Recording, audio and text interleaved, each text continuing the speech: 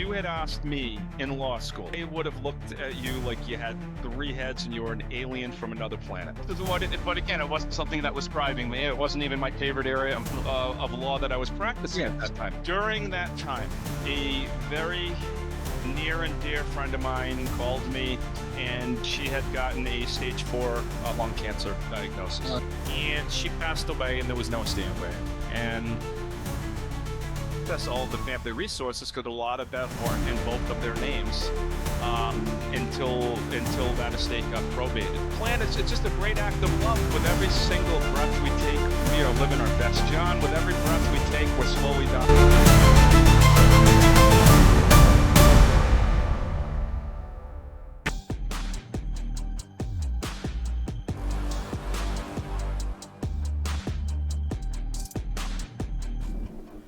Welcome to the New World Podcast, where we delve into the ever-changing and accelerating pace of global change and its impact on our lives. I'm your host, John Paul Flores, broadcasting live from the New World Studio.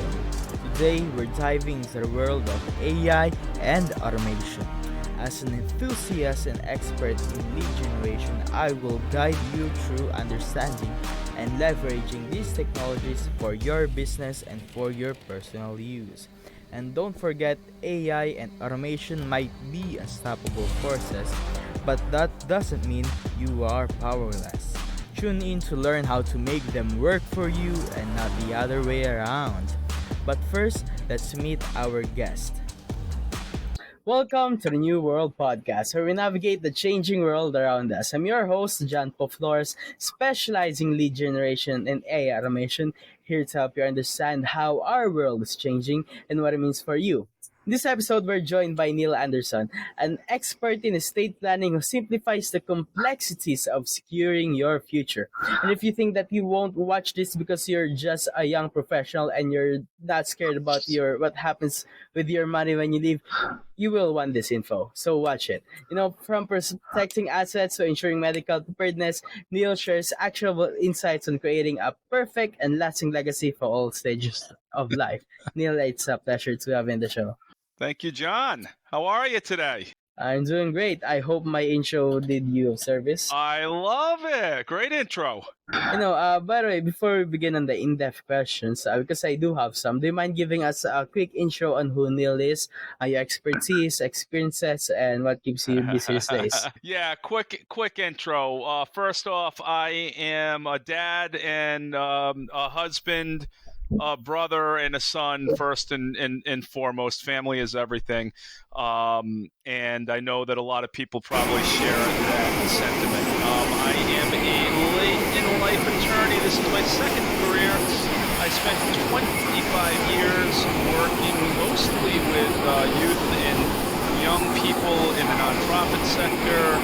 I was a YMCA director. I was a Boys and Girls Club director. Ran some smaller nonprofit youth programs. Turned that into a business, and then when I got married, had a little bit of a change in focus, change in career, and I went to law school in my 40s, and here I am, and I'm now a practicing attorney in the great state of Massachusetts, and specializing in estate planning. That's amazing. And for all the careers that you probably explored during your lifetime before you turned 40, why did you decide that you would go to law? Oh my gosh. Short answer or long answer? Yeah, because most of the time, if you ask someone why law, well, it's the first place that I had. It's kind of interesting because most people, even coming out of college, know they want to be a lawyer, or they were in law enforcement and decide to shift into lawyering, and they have this, great story. And, I don't. It really goes back to... I loved her so I'll give you a little bit of a long story. I loved my career in nonprofit work, every minute of it. When I had a family of my own, I realized I could no longer work to save the world for, a $20,000, $30,000, $40,000 salary, especially when I had a little one on the way. So I moved up into the executive ranks. So if you're familiar with nonprofits, at the the top of the totem pole, staffing wise is the executive director, and in your smaller Yeah. nonprofits, the executive director is probably the only one making a reasonable salary to support a Yeah. family in a lot of your smaller or mid-sized nonprofits. So I moved into an executive director role, and I quickly found that I didn't like it. I'm Yeah. just to Why? be dead honest. I found much less connection with the Yeah. community. I wasn't really doing active work with young people. I was doing a lot of fundraising, and don't get me wrong, I do like fundraising, but Yeah. it didn't wake me up and drive me every day. And I was doing a lot of answering to board of directors. I think there were 26 members on my board of directors, and in a Yeah. nonprofit, the buck stops with the executive director for the staffing of the nonprofit, but the buck stops with the board of directors when you're the executive director. And so now I had 26 bosses. They had, all had kind of different agendas or different ways of doing things. And I just found I wasn't waking up loving what I did Yeah. anymore. And my It's wife, who's my much better half, who's much smarter than me, said maybe you need a change of career. yeah. And so I ended up enrolling in business school, and you know, found that a lot of what I was learning I've already done. I mean, Yeah. I came from running a multi-million-dollar nonprofit and managing that budget and fundraising and doing capital campaigns to, doing basic accounting classes and, Yeah. some of the foundational business classes. And so I wasn't, entirely moved by that. And I ended up talking to one of my wife's relatives who had been an attorney in India, and where my wife's family is from, and he Yeah. started talking to me about the law, and said, "Hey, I think that might be a good, a good fit for you." And so I said, "All right, I'll look into it." And I went to an open house at the Massachusetts School of Law. They've got a dynamic dean there. You sit down in a room with him for 5 minutes, and even if you never thought about becoming a lawyer before, you end up wanting to become a lawyer. So I think I enrolled that night in law school. Yeah. Got a job running a much smaller nonprofit part time that allowed me to have my son with me, who was an infant at the time, and Yeah. went to law school at night. And in 2018, I graduated, passed the bar, and started practicing. It's amazing. And I think we should point out that if people think nonprofit is just having fun, absolutely not. It's a lot of work. Especially even if it's not nonprofit, youth organizations, it's a lot of work. It's a lot of work, Genuinely. but it Yeah. I mean, so worth. A big part of me still misses it today. I Yeah. mean, I'll be honest. I was very driven doing the kind of work that I did for a long, Yeah. a long time. But it is a ton of work. I used to often joke with people that I was a jack of all trades and a master of none. I'd be putting together a big event for young people. Whether when I was at the Y, we did an annual haunted house, and so I would be, painting. I would be doing maintenance. I would be recruiting volunteers, managing volunteers, putting in the program components for the young people, and I always felt like I was. Doing all of these things, but I wasn't great at any of them. Yeah. I could just kind of piece them all together and make things happen, and that was kind of Yeah. fun, to be honest with you. So it's like it's genuinely like you're running your own business. You have to be do everything. Yeah, Nice stuff. similar. Yeah. A little different than running a business, Yeah. but definitely similar, because as a small business person too, you're kind of wearing many hats and determining where you put the most time into it. So yeah, there's some similarities for sure. Why did you choose estate planning? Because there's so many other things that you could have chosen.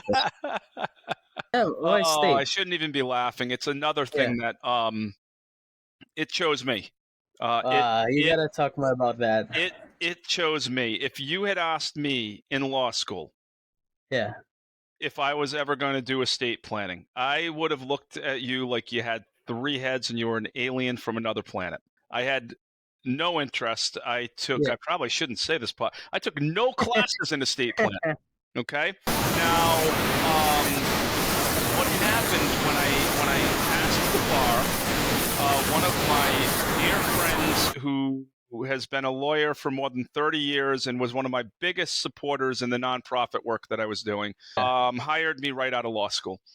And he was a general practitioner, which means he practiced a lot of different areas of law. Specialty areas were personal injury and real estate, and I was picking up a lot of the personal injury work and learning a lot and enjoying it. And we did a little bit of estate planning. So if a client came in and they needed an estate plan, and so I did. And I recognized intellectually the importance of it. But again, it wasn't something that was driving me. It wasn't even my favorite area of law that I was practicing at that time. I want to say it was 2021, March of 2021. I went to pick my son, who was then a first grader, up at school, and I get greeted by the school principal, who says, "Mr. Anderson, no need to take your son to school tomorrow. We're going to be shut down for a while." That was the beginning of COVID.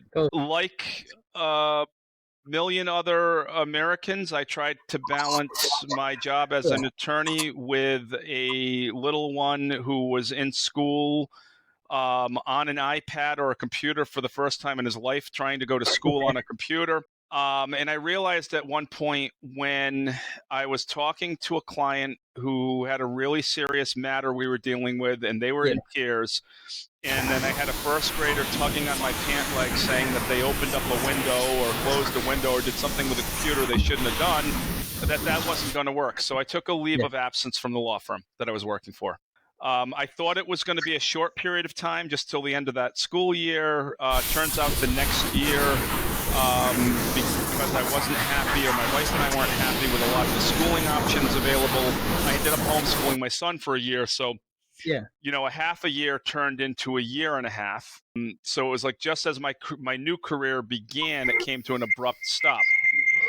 During that time, a very near and dear friend of mine, who I have known since my freshman year of college, called me, and she had gotten a stage 4 lung cancer diagnosis, and it went fast, and she had passed away, and during that time, because of the limited experience I'd had in estate planning, I remember asking her if her affairs were in order, and she had said that they weren't, and I had tried on countless occasions over about a period of 3 months to follow up with her husband, so I could, at least get something in place for them. But they put it off, and she passed away, and there was no estate plan. And to make a long story just a little bit shorter, the result of that was that the husband was not the breadwinner in this family. The wife was, and he had a mortgage to pay. He had a daughter to take care of. He had a mother-in-law who had recently moved into the house that had the onset of dementia, and could not access all of the family resources because a lot of them weren't in both of their names until that estate got probated. And so I remember he had to go to work fairly right away just to keep the roof over their head. And instead of focusing on taking care of his daughter and his mother-in-law and grieving and everything that goes with that, he was forced, because they didn't have a plan, into a situation that I wouldn't wish on anybody. And so I lost a lot of sleep during that time. And I had decided one night that I was going to just focus on estate planning, and started to write a business plan, and fast forward a few months later, opened up an estate planning practice. And that's how I got into estate planning. It's when I really truly realized the value in having one and the detriment in not having an estate plan. Most of the time, people don't even think about doing estate planning, especially if they don't think they have a lot of resources to actually live. But as you said, it's also important, genuinely. Yeah, no, that's exactly right. A lot of young people might think that, it's not important for them to have estate planning because they're so early in their life. Do you have any arguments for this? Oh my gosh. Listen, if you're listening to this podcast and you are 16, 17, 18, 19 years old, when you turn 18, you should have an estate plan. And often I get questioned about this because why would an 18-year-old need an estate plan? Well, first off, I can go to any audience, have a background in youth services. I could go to any high school in America, to an audience of high school students, and I can ask 2 questions, and I bet you I could get every single person sitting in an auditorium to stand up. Do you have a friend who has had a terrible accident of any kind? All right. Most people are going to know somebody who's had a car accident, had something, broken bones, or in worst case scenario, or worse. Do you know anybody who has been diagnosed with any kind of a chronic or even a terminal illness? And most people, and I mean young people, and I can guarantee you in almost any high school in America, there's 1 or 2 students who will, whether it's for substance abuse, whether it's driving, whether it's some kind of chronic or terminal illness, somebody in that class has that. So just because you're young doesn't make you invincible. That's the first thing. Somebody will die. Well, I hope I hope not. Yeah. I literally hope not. But the fact is that being young doesn't make you invincible. None of us can predict our future, and I wish everybody, every client who comes in here, I wish them a long life and grandchildren and great-grandchildren. But I pair that with a personal experience I had when I was in my 20s, and I was working crazy hours at the YMCA, saving the world, loving what I was doing, but I wasn't taking care of myself or my body, and I ended up getting a very rare virus that resulted in me having to be hospitalized and have a surgery right away. And I remember at that time, my parents had recently separated. I was living 500 miles away from my home. I was in Pennsylvania. I grew up in Rhode Island. And this is before the day and age of cell phones. I remember calling and leaving a message with my mom on her phone and then with my dad on his phone. And then I remember signing, as they're medicating me, signing a stack of papers. And it's the first time in my life I remember being scared, signing a stack of papers that said, if this goes wrong, we're not responsible. If this goes wrong, we're, the standard release forms. But all these things that could go wrong, and talking about death and not waking up. And I'm like, I thought this was supposed to be simple, in and out. The doctor had said I'm going to be leaving that evening, and yet I'm signing this stack of papers as they're pumping me full of medicine, and I was scared. I didn't think much other of it than that, and everything went well, and I'm here today to tell this story. Now that I'm doing what I do, I think back on that moment. I think back on it, and I say to myself, what would have happened if one of those worst case scenarios happened? Yeah. Well, presumably, my mom and dad would have been on the first plane or in a car to be down at my bedside. I have no doubt in my mind about that, right? Yeah. Let's say I was incapacitated and I couldn't make a decision for myself, and I couldn't understand what the doctors were talking about. Who would have made those decisions for me? Would it have been my mom? Would it have been my dad? Would they have disagreed about those decisions? And if they did disagree, did they have the legal authority to make those decisions? And the answer is no. So something simple like a healthcare proxy. And then the other question is, would I have even chosen them to have been the ones that I wanted to make those decisions? I look back, I think I probably wouldn't have. I would have chosen one of my brothers, only because I remember feeling, I can relate to this, but, feeling grateful for my parents. I wouldn't have wished that kind of a stress or an anxiety on them. I at that point, I wanted them to, live their lives and be happy. I was a man, even though now I look back and I'm like, I was kind of still a kid, but in my mind, in my eyes' mind, I was a man. You know what I mean? And so I likely would have chosen one of my brothers or one of my best friends to be my healthcare. So it is an important thing for young people. I mean, for a young person who has no assets, something simple like a very simple will. You still have possessions. You know what I mean? You still might want to leave in my case, my most prized possession was my catcher's mitt and my baseball cards. But I would have wanted those not, to be randomly distributed or just kind of gotten rid of. I would have wanted to give those to people who were special to me. And undoubtedly, you need a healthcare proxy and a power of attorney. Pardon me. I thought I turned all of that off, John. My apologies. Undoubtedly, a healthcare proxy and again, a power of attorney, which allows somebody to manage your financial life. Because even though I was young at that point and I didn't own assets, I did own an asset. I had my first car. And I had a car payment. I had an apartment that had rent. I had an employer that had a lot of benefits, and without a power of attorney, how is somebody going to be able to take care of those, or talk Yeah. to the HR director at the YMCA, or whatever it is? They don't have to talk to you just because you're my mom or dad. Yeah. So So it is a very important thing. yeah.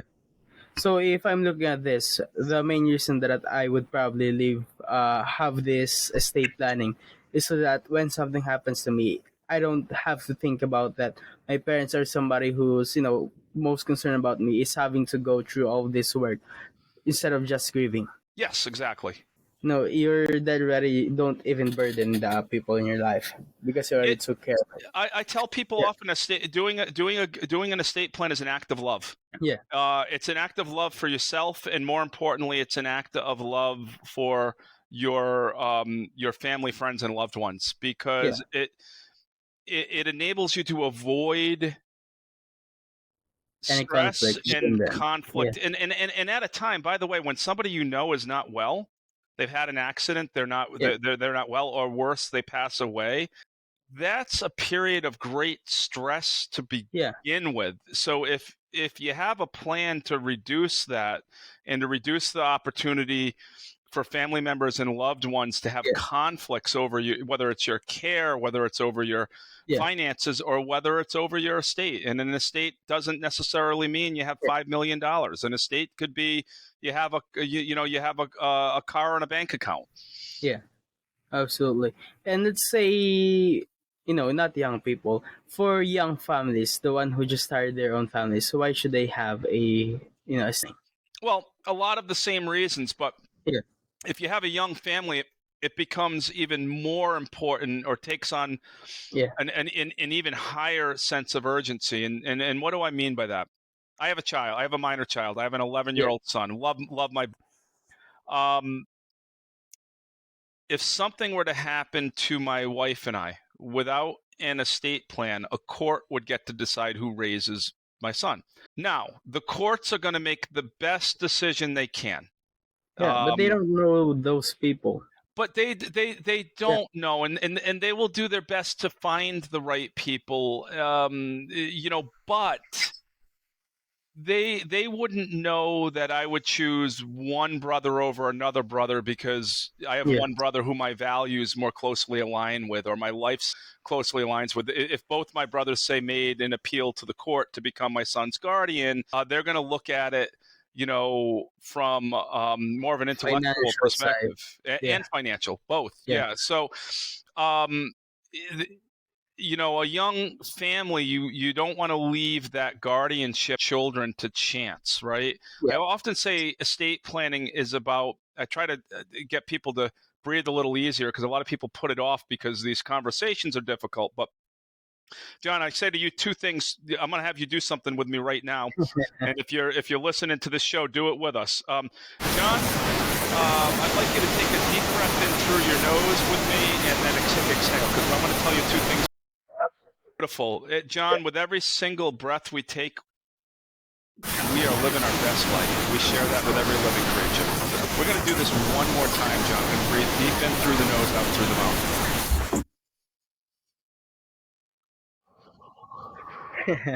Love it. John, with every breath we take, we're slowly dying, man. So I often tell people, just kind of relieve the pressure. Estate planning doesn't speed things up. All it is it's planning Prepare. for one, it's planning for eventuality. Yeah. In your case, I hope it's 104, because that's my goal, is 104. And then it's planning for possibility, not probability. I mean, the chances of a child losing both parents before they reach the age of majority, it doesn't happen that often. But if it were to happen, don't you want to have the peace of mind of knowing that who you choose to raise your child gets to raise your child? Okay. With my practice, I take that a step further. We also talk about short-term caretaker provisions. That's when it's not a death scenario, but an emergency scenario where both parents can't reach the child. And let's say emergency services becomes involved, and they don't know how to reach either parent, and then the police are called. Well, they're going to call. I don't know what it's called. I know this is a worldwide audience, but children, it can take different names. and inadvertently, you risk your child going into the care of a stranger. So I do something called the short-term caretaker Yeah. nomination, which would say something to the effect of, if I'm incapacitated in any way, the following people have, the authority granted by me to take care of my minor children at home. And so again, when you have minors, when you have dependents, it takes on a whole nother level of urgency. Yeah. Genuinely. And I think it's hard for, as you said, it's hard for people to think about it this way. It's hard for them to think about it that, hey, you're gonna die, but we need to prepare. Yeah, well, but Yeah. and this is why when I first started having these conversations, it was very Yeah. uncomfortable. I think when I first opened this business, I struggled when I did consultations because it really is for a lot of people uncomfortable to even think about. But now I'm like, dude, we're all, every one of us, with that breath we took, every one of us, we're on a Yeah. timeline, all right, and a plan doesn't speed up the timeline.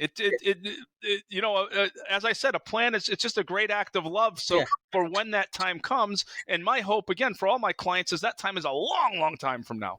I Why mean, 104? Why 104? Because you mentioned 104 specifically. yeah. Oh, I don't know. I just have that in my mind. I think I was having a conversation with my son one time, and I told him I'm going to be around for a long time. He's like, "What do you know?" I said, "He's what, about 90?" I said, "No, man, you better count on me to at least 104." Imagine what you're gonna be doing when you're 104. And even when you're 90, you're Oh probably man, just I working or hope I'm something. still working, man. I found an article on an attorney. I can't remember his name. He is Yeah. but he's somewhere in Connecticut, and it's a man that is close to one. He might even be 100 now, but when I read this article, I think he was 97 or 98, still practicing law. Oh man. Still practicing law. You know what I mean? Like, and I love that. So my grandmother lived into her 90s, and she worked every day until she was Yeah. 92. I love that. I don't think I want to, whether it's practicing law or if I'm, doing something else, I don't think I ever want to truly Yeah. retire unless I have the money to do everything in life that I want to do, like that bucket list and travel the world. And even then there's work and, planning and work in that. But Yeah. so I don't know. 104, I don't know why I came up with that, but Yeah. that Look, that's a a number. lot of That's a number I use, and a lot. yeah. By the way, a lot of people are reaching 100 now, a lot more than ever Yeah. used. I've seen a lot of people who are old that they just slowly die off because they're not working. But when you see a lot of these old people, maybe their 70s, 80s, they're still working. You don't see them as they're old. They still young. They still have passion. I think we need that in our lives. Oh yeah, yeah. I Yeah. mean, not. I won't. I won't get into politics, but I mean, Yeah. look at the presidential candidate. 70 years old, I think. Yeah, Trump. 79 and 81 or something like that. I mean, I know Biden had dropped out, but Yeah. you can do things well into your old age. I remember asking my grandmother what her secret was, and she'd do with their time. And I've seen this. I've seen this with friends and family members who are older. The decline goes a lot Yeah. faster. You know what everyone should do, especially working people? They should take a 1 month vacation. Genuinely do nothing. And if they like their life on just doing nothing, then they should strive to be financially well off to be able to do that in the future, motivation. But if they see that, I hate being retired, then they would immediately erase the thought of retirement in their mind, and they have the power that, hey, I don't care what you think, I'm gonna do this every day of my life till I die. Oh yeah, yeah. Have you ever Incredible had any power. periods in your life where you've done nothing? Yeah, I tried 2 months a few You did. years back. Yeah, Okay. I think a Okay. year ago, and it shows me I hate it. I looked horrible. Not horrible in a way that I look stressed. No, you look like you're lifeless. It's different. Yeah, yeah. It's like I had a period of unemployment once, and I still remember. I had a grant funded position. The grant was cut. I suddenly found myself out of work. Yeah, And I was collecting unemployment. I was okay, not great financially, but I was okay. I was surviving. yeah, I was going out of my godforsaken mind. And then I remember going down to the local Starbucks and getting a coffee, and I'm listening to this guy. and a very animated man, and he's just going off about how he can't find any good help or any good salespeople. And I ended up buying him a cup of coffee, sitting down, and I ended up Yeah. going into sales, totally out of my arena. But I didn't want to sit around and collect an unemployment check or sit around and do nothing, because after 2 weeks of it, I was going stir crazy. I'm like, Yeah. what do I do all day? Yeah, but there's still a part of you that knows that I need to find work, and you're still doing some kind of work because you're trying to find something. But yeah, it's a different feeling. It's like it's not like you're worthless, but you feel yourself that why bother? Why Oh bother yeah, getting up? yeah, exactly. Yeah, why not just stay asleep?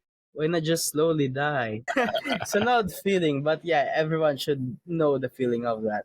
And let's go back to our topic. I think we strayed off a That's all lot. right. That'll Yeah. happen, right? What do you think is the most common misconception that people have about estate planning, besides the fact that they think they should don't? Well, I mean, I think we covered a little bit of it, which Yeah, is there's the I don't need it, and that's usually when you're very young, or even if you're older and you don't have a lot of assets, and you think of it, yeah, estate. This is probably how I thought of it when I was younger. I had no yeah, concept of what an estate plan actually. Um, there's the misconception of somehow if I do the planning, it's yeah, going to speed things up, and then there's of course the misconception that I have time. yeah, And while yes, you have time, your time is unpredictable. yeah, So why not do it now? Even if it's a very basic estate plan, yeah, because of that unpredictability. So yeah, there's a lot of kind of misconceptions about estate planning, but I think a lot of it stems from either one of those three things. I have time. yeah, I don't need it. Whether it's because I'm too young, or because I don't yeah, own things, or because I don't have an estate. I think the name estate planning is horrible, to be honest with you. And then of course the popular misconception that by somehow talking about these things, yeah, you're going yeah. to actualize these things, and that's Yeah. just not a reality. On that fact, I think as you said, most people they say, I'll probably wait till I'm 50 till I start thinking about my estate planning. But the problem is you're trying to get a guarantee that you'll live to 50. But the problem is you're waiting for world to give guarantees, but the world doesn't give any. So No, you're not sure. Yeah, right. We don't ever know. And estate planning is not just about your assets and how they're yeah, distributed, right? And an estate plan is about other things. I mean, if you have if you have a car accident, you're going to yeah, recover. You're still going to live to 104, but you have a period where you are incapacitated for one reason or another. And I often make the comparison of what you're doing when you're building an estate plan is you're putting your team together. Your team. Who if you're the coach, you're the manager, who do you want on your team? yeah. So you're choosing those people. And you choose those people. Absolutely. And you choose to make it so that when the time is uncertain, that you're maybe on your deathbed, something bad has happened to you, on uncertain times, at least make it so that the people who are going to be participating in it are certain already, so that there's no conflict. Exactly. Yeah. Oh man, I No, think I should be yeah. doing the interview and you should be answering the questions. You're fantastic. Try, ask me question, do it. Yeah, you're doing podcasting, you guys talk to a lot of people. It's amazing. For let's say you want to talk about this, you want to do estate planning, maybe go to somebody, ask for help, and they still have this feeling that I'm scared to talk about these things. What would you say to them? Just what I just told you. Yeah, First off, I often do that breathe in, breathe out, because yeah, I think the act of taking a deep breath in and of itself yeah, is relaxing, and that's in proper breathing. But two, it just kind of it makes it real. Like I said, every yeah, breath you take, we're living our best life. We share this with every living creature, not just humans. Every breath we take, we're all slowly dying. So why do we make it such a big fuss? And we're all going to get there. Hopefully, we're all running an ultra marathon and not a sprint, right? yeah, So just getting people relaxed around that issue and not waiting, because oftentimes people aren't coming to me. Sometimes when they're already ill, and they Yeah. want to plan, and sometimes it's when they've lost a family member and they can see how devastating the plan is on the family, Yeah. and all of a sudden, okay, I want to do it. But why wait for that moment? Because if you wait for that moment, the no plan is too late. And by the way, no plan isn't no plan. Yeah. Whatever state you live in, whatever country you live in, they have a plan for you. Yeah, there's specific rules. But the problem is, what if you don't like those rules? What if you don't like it, or what if you could have controlled, some of those choices, and Yeah. somebody else is making a different choice than you would have? It can be a devastating thing. Yeah. I just think of this. What would be a great way to discuss estate planning, especially if your client is nervous? You say, look, don't be nervous. Let's go to a cigar lounge, and you just talk with them. By the way, what's your plan when you're gonna die? Oh no, I don't think I have any plan. Well, you're probably not gonna be doing anything because they're just gonna be fighting over your assets. No, you should plan for that. Oh yeah, you're right. Relax. Right next door to my office, we have two things. We've got a spa, a massage Yeah, place, and then right next door to that is a brewery. yeah, yeah. I think that's Oh, the go most sit down with a relaxing drink and feeling. Yeah, relax. Yeah, no, yeah. I hear you. And You're both having massages. Hey, how are you doing right there? Yeah, what's gonna happen? You're dead. by the way, if somebody comes in for a consult with me, who you're Yeah, getting now on this podcast, this is how I treat every consult. I yeah. try to be upbeat. I try to make it, as now sometimes it doesn't work out that way. If somebody is coming to me because they've lost somebody, or Oh, it's tough. it's a little Yeah, different. But if somebody is being proactive and taking the time to plan, we don't do it with cigars, but I try to make it as relaxed as yeah, possible. Let's just relax, take a deep breath.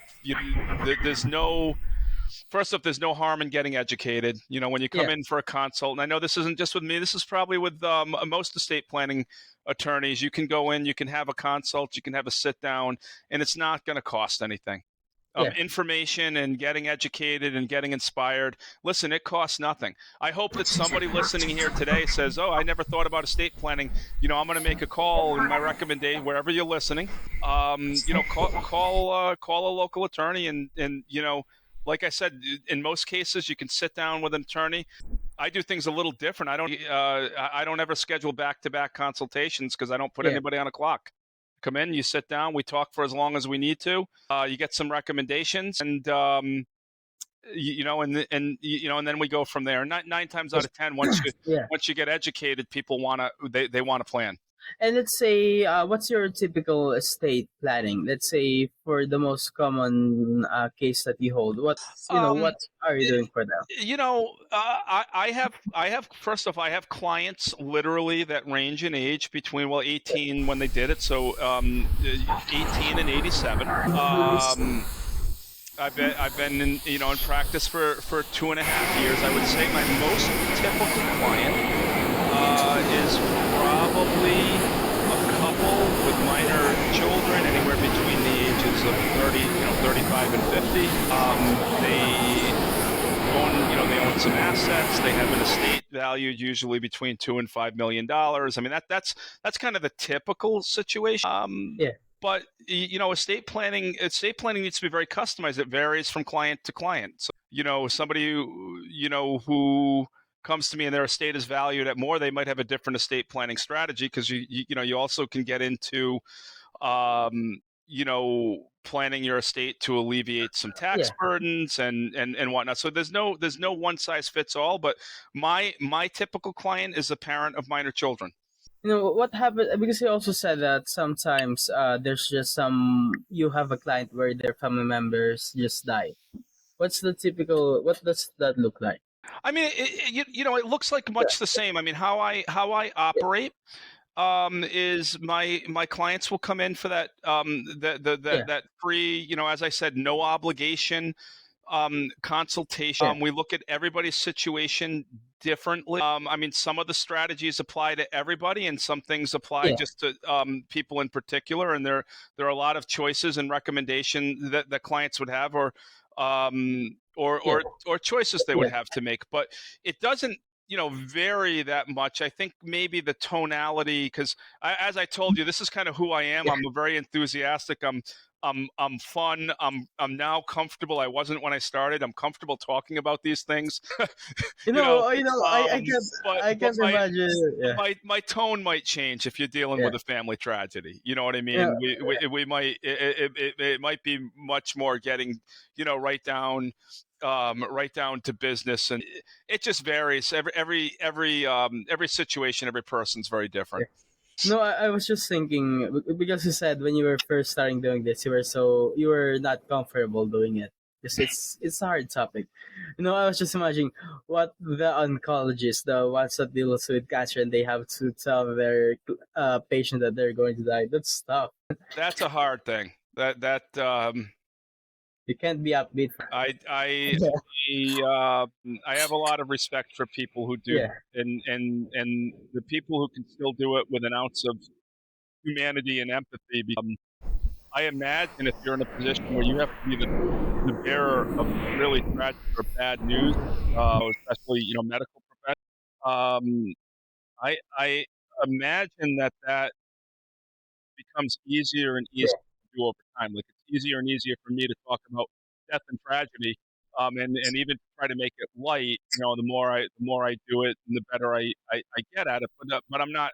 I don't want to dismiss the seriousness of it. So when you have a doctor that can still handle every patient with caring, love, and empathy, those are the best doctors in the world. I always tell people, man, the people everybody needs in their life, and preferably somebody you can trust, and that you have if not friends with, you have a relationship with.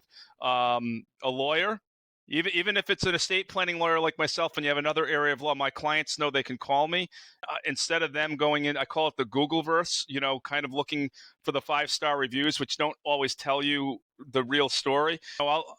I'll help them find a lawyer, and make an introduction, and try to find somebody that I think that they can trust, and make sure that they're in good, right. So a relationship with a lawyer, a relationship with a medical professional or a doctor, a relationship with an accountant, and a financial professional. Those are people that I think yeah. everybody, again, beginning at age 18, man, start to get out there, network, make those are And my, not just relationships, you need to be friends with those kinds of people because if they're your friends, they're not gonna think on a perspective of I'm their CPA, I need to profit from them. Just giving a Exactly. Ideally, it's a friendship, and if it's not a yeah, friendship, it's a good relationship. It's not a doctor that, I travel an hour to go to my doctor yeah, because locally I've tried doctors, and you go in, and you have an appointment for 2, but then you sit in the waiting room till 2:45 before they even let you in.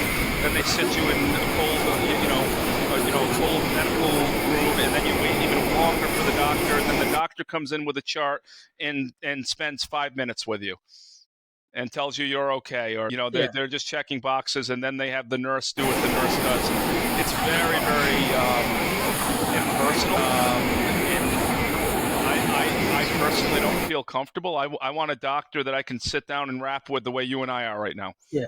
It's You know, it's I, hard I, I to want I want an yes. accountant that I can pick up the phone and call and say, hey, what's going on? How's your life? How's your family?